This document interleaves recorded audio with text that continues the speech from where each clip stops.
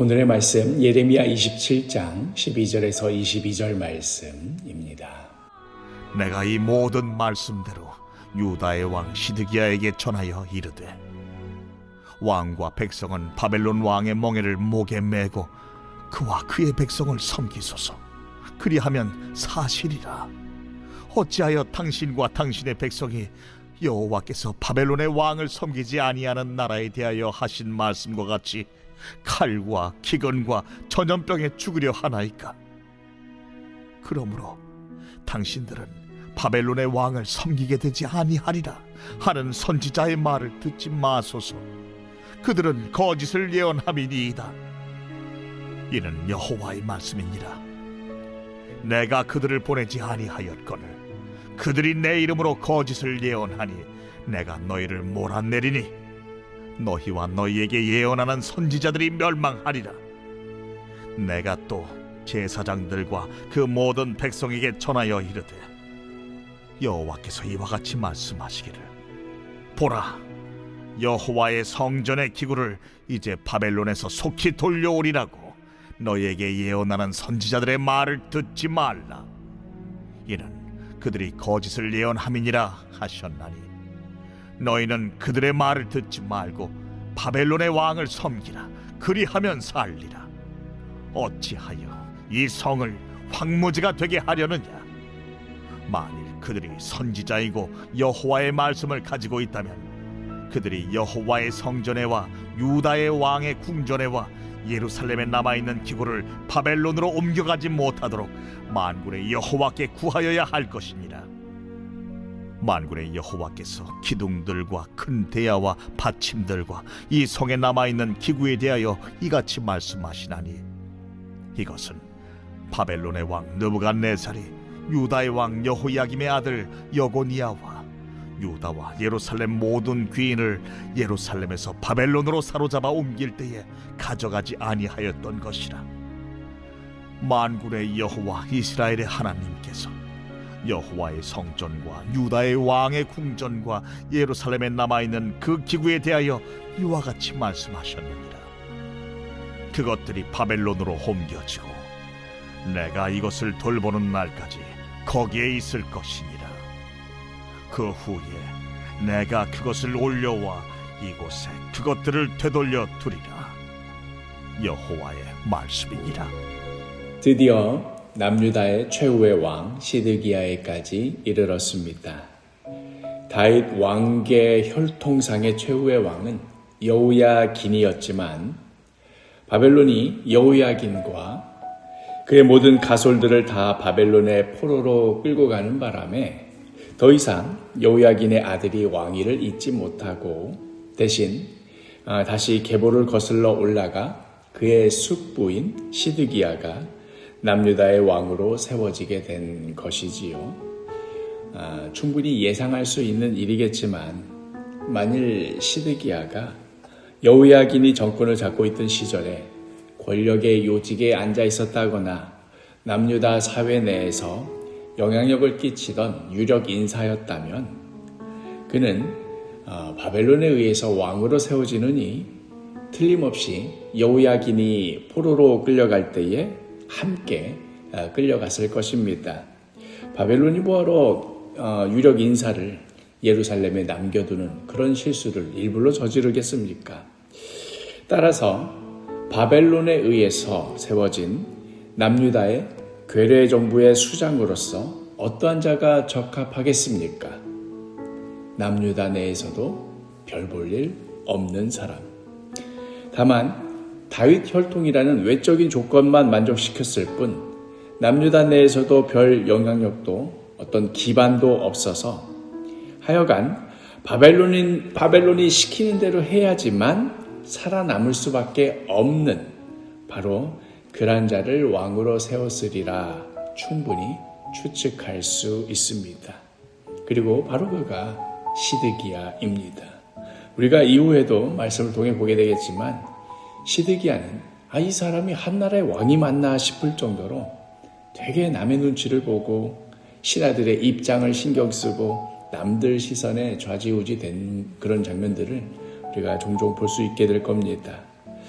지금 바로 이러한 자에게 한 나라의 미래가 걸려 있는 것입니다. 그리고 바로 그 시드기야가 왕위에 올라서 통치를 시작하였을 때, 그때 하나님께서 예레미야를 통해 말씀하신 것이 바로 우리가 어제 그리고 또 오늘 묵상한 이 예레미야 말씀입니다.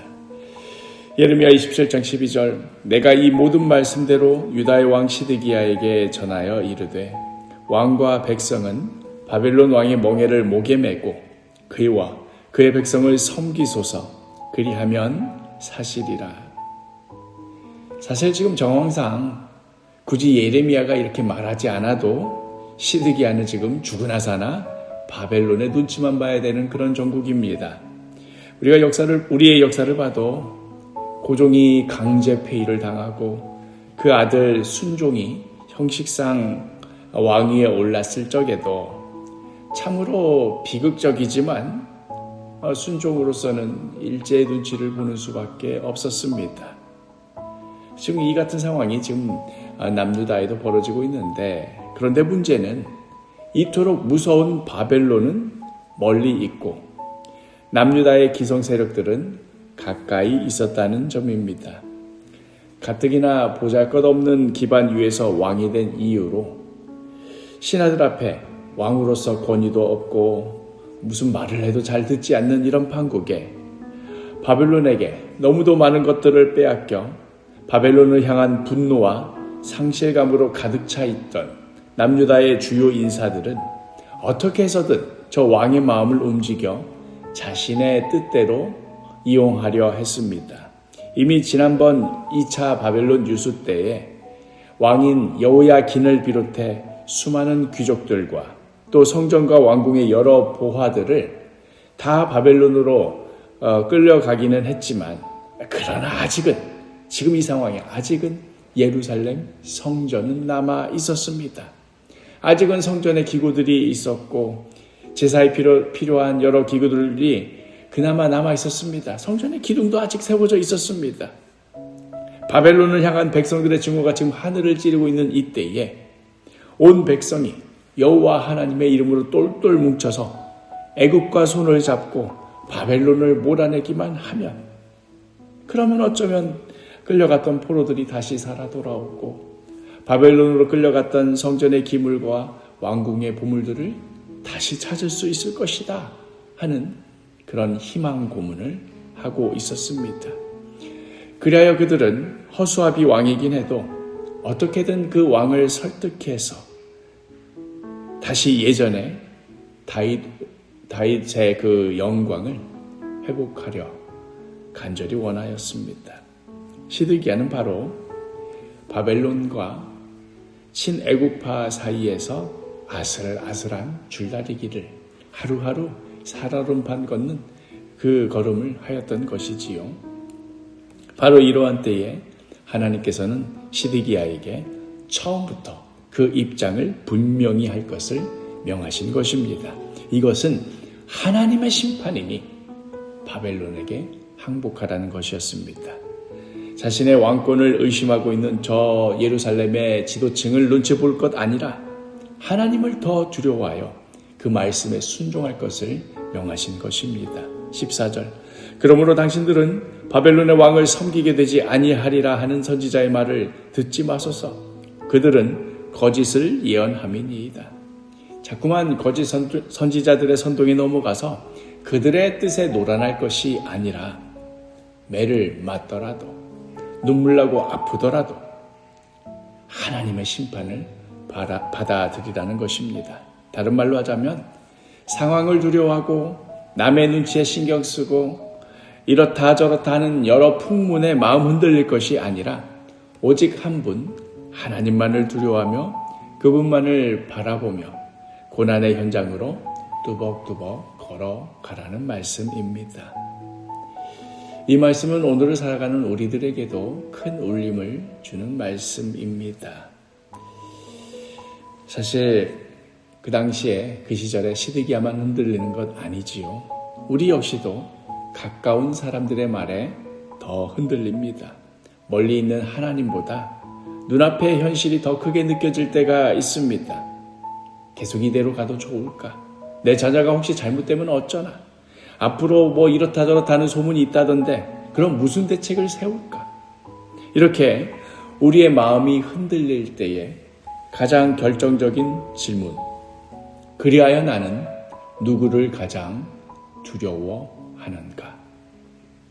이 세상을, 변화하는 환경을, 누군가의 풍문을, 남의 눈치를, 이러한 것들을 지금 두려워하는가? 아니면 하나님을 두려워하며 경외하는가? 오늘의 말씀은 바로 이 질문을 우리에게 던지고 있는 것입니다. 사랑하는 사도계시고 여러분, 오직 하나님만을 두려워하십시오. 하나님을 두려워한다는 것은 뭐 아무것도 무섭지 않게 된다, 이런 말을 하는 것이 아닙니다. 자녀 문제 앞에서, 직장 안에서, 인간관계 속에서 자꾸만 더 편안한 쪽으로, 조금 덜 불편한 쪽으로 선택하게 되는 그런 압력들이 우리 삶 가운데 분명히 있습니다. 그러나 여전히 두렵고 여전히 흔들리고 여전히 눈앞의 현실이 크게 느껴진다 할지라도 이 모든 것보다도 하나님의 말씀을 더 무겁게 붙드는 것입니다. 지금 내 삶에서 가장 흔들리는 그 자리에서 하나님의 말씀이 말하는 것이 무엇인지를 먼저 묻고 또 그 말씀대로 한 걸음 떼십시오. 오늘 하루도 나의 모든 불확실함과 두려움을 주님께 내어 맡겨드리며 믿음 가운데 담대히 한 걸음 한 걸음 나아가는 귀하고 복된 하루가 되기를 간절히 축복합니다.